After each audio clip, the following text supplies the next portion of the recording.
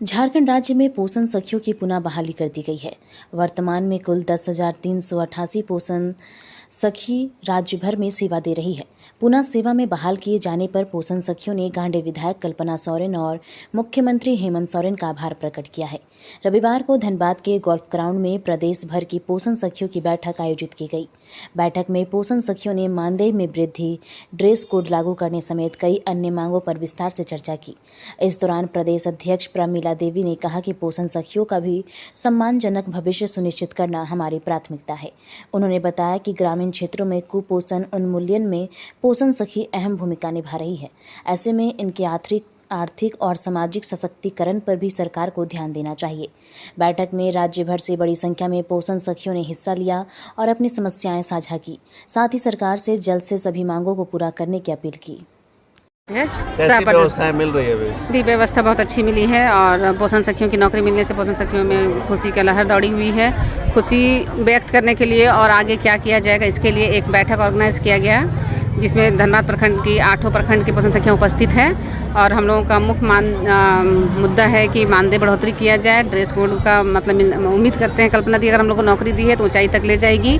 Plus हम लोगों को मतलब जैसे एक LIC हो, बीमा हो, वो किया जाए, इसलिए आज बैठक रखा है। अपनी मांग है, मतलब चाहते हैं कि होना चाहिए।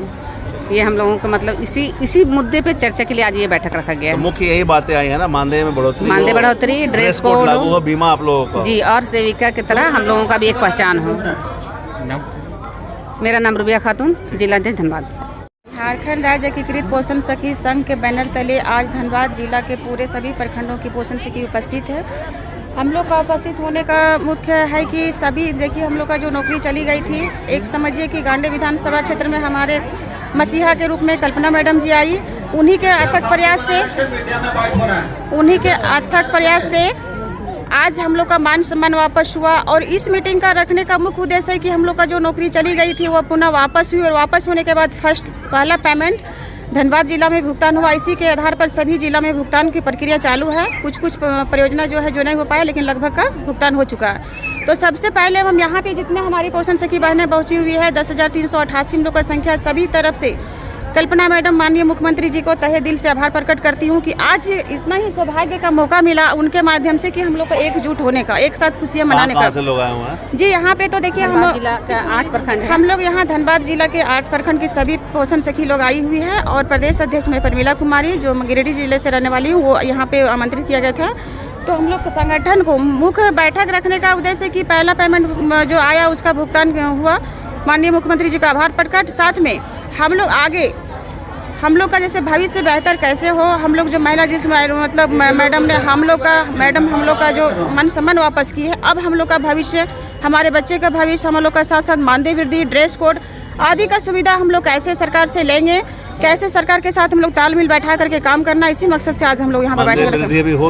मानदेय वृद्धि होगी, मैडम जी ने आश्वासन दिए हैं। नहीं, लंबित तो कुछ भी नहीं है। सारा जो भी हम लोग का 1 अप्रैल 2022 से जो सेवा बर्खास्त कर गई थी वो हम लोग का 29 अगस्त 2024 में कैबिनेट में पारित हुआ, पुनः मान सम्मान वापस हुआ। अब इसी सरकार से हम लोग को उम्मीद है कि मानदेय वृद्धि भी होगी और मैडम आश्वासन भी दी है।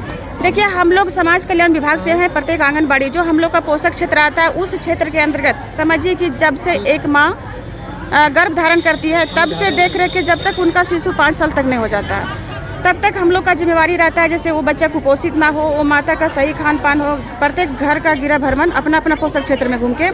साथ में हम लोग का जो किशोरी लोग रहती है उनका अपने बच्चे जो आंगनबाड़ी केंद्र में आता है उसको मतलब शिक्षा कैसे दिया जाए, मतलब सभी चीज। टीकाकरण लोगों को मानदेय जी, हम लोग का मानदेय शुरू से जो 3,000 रुपया था वही 3,000 है।